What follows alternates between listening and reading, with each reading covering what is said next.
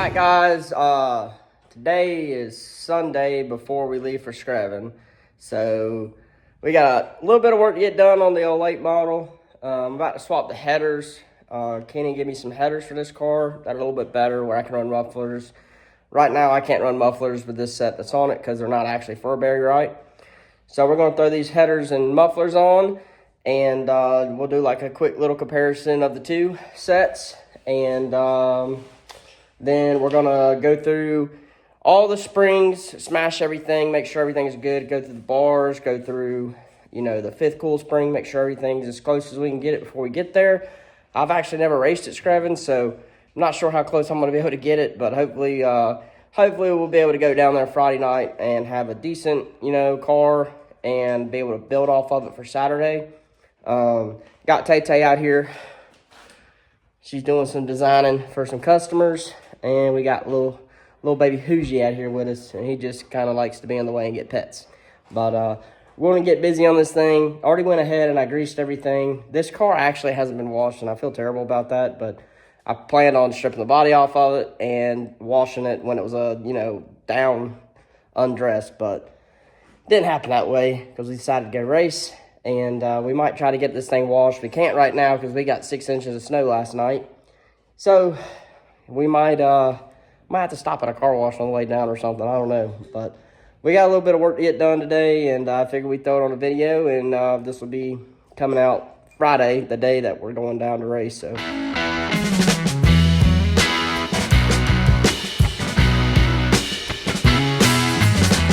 guys, so you can see a big difference in these headers here.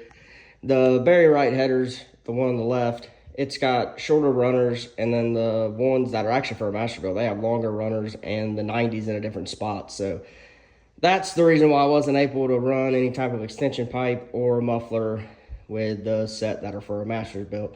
However, on a Masters built, I guess the motor sits a little bit different, so you can actually run mufflers and all that kind of good stuff on those. So we're going to throw this header on real quick, get the head cleaned up, put some silicone on it, and get everything in there. Who's gonna give me some help, ain't you, buddy?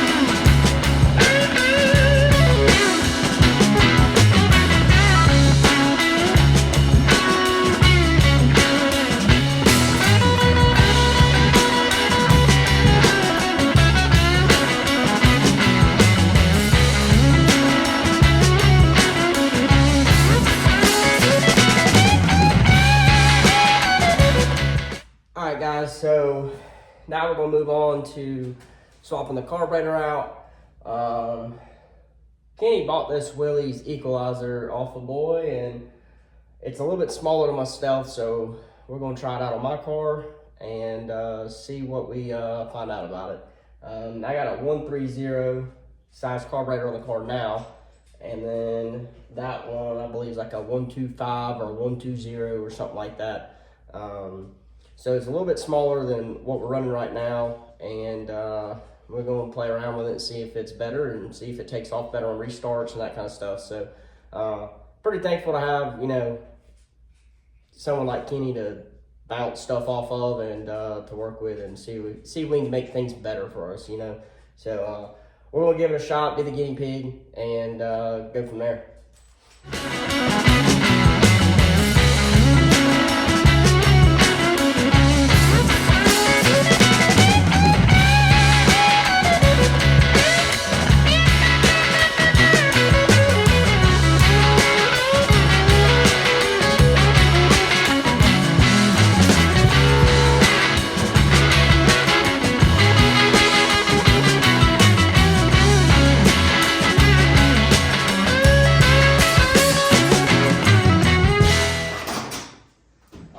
So we're gonna see if this thing still runs real quick.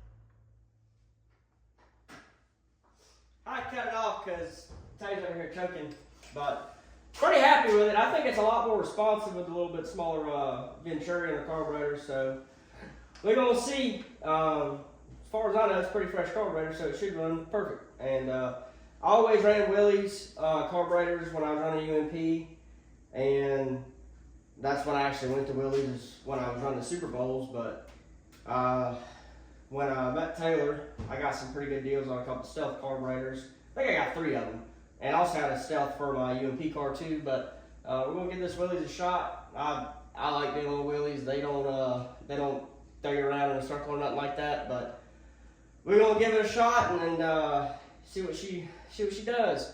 And then I'll still have my stealth with me just in case we need it. I actually got 2 stealths. I got a 604 and a 602, and the carburetor I had on this one was my 604 carburetor.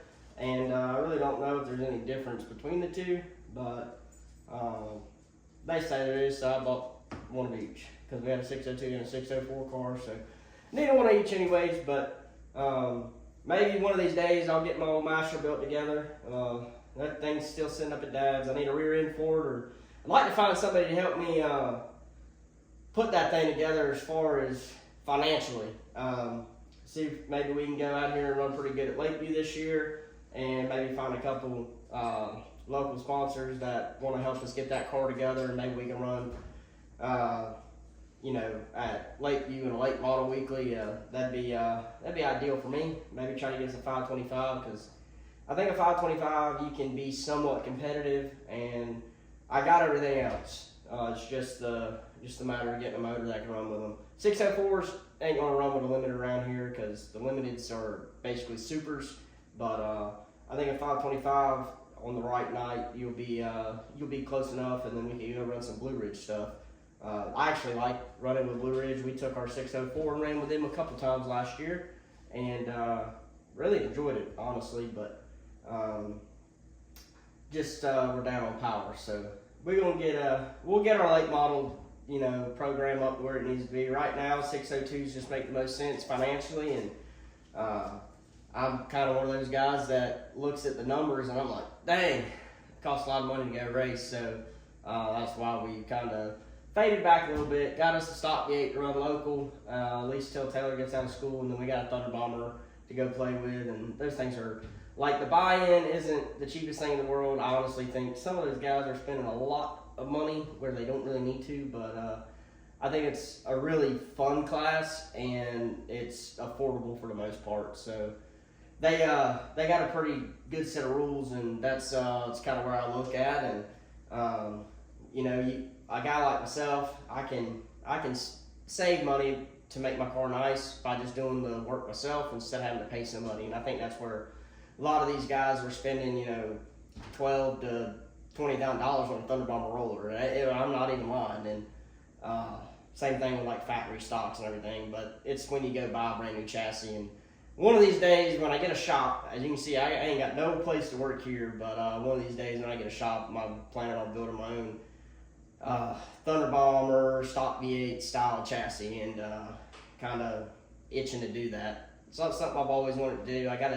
We got a frame up there at my dad's house to do it off of, so maybe one of these days when we get some room, I can get everything I need to do that. So anyhow, this car's good. I'm not going to bore y'all with all the spring smash and all that kind of stuff. So this car's ready to go to Screven, and which when y'all see this, we'll probably already be there at the racetrack. So if y'all are at Screven, come by, see us. I think Taylor's going to have some stuff set up with the Checkered Brunette stuff, and I'll let her get into all that kind of stuff real quick, and yeah, we'll get 2026 started.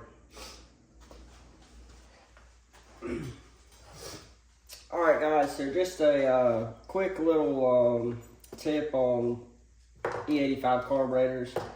What I like to do is I'll take some Marble Mystery Oil here. I've already drained the carburetor. This is the one we took off the car. So I like to basically purge them, if that's what you want to say or call it. Running E85, you got to really take good care of your equipment and your not only your carburetor, but your, if you're running a Tandem X pump, you got to take care of it. Make sure it's not sitting there with fuel in it over the winter and all that kind of stuff. So I like to just take some Marble Mystery Oil and spray it down here into the float bowls and pump it throughout the carburetor. That way you don't get any of that nasty crud built up inside your carburetor. So if you're at the racetrack and like we're going to take this as a spare, well, you're at the racetrack, you have a spare carburetor and it don't run worth the crap because it's got junk all in it. It ain't going to do you any good. So we're just going to go through this one real quick and put some Marble Mystery Oil in it, clean it up real nice, and have it in the truck ready to go. So once you get your bowls full, which I didn't go all the way full with them, you don't really have to. I got a pile of mess over here from where I've been out in the shop. So I just take it right here over the sink and I pump that Marble Mystery Oil through until it until you start having it come out of the squirters. That way you got something in there protecting your carburetor, and just a good little bit of insurance. So if I did that wrong, tell me. That's just how I've been doing it. I'm still kind of new to the 85 stuff, but this is one thing I know I got to do is keep it cleaned out. Don't let fuel sit in it. So like we start the car about once or twice a week just to keep the fuel flowing throughout the fuel system, and that way it doesn't do its crystallizing or whatever it does. But yeah. So yeah, Doug's gonna get back to work smashing some springs, and make sure y'all drop down below, like, comment, subscribe, and all that good stuff. See y'all next time.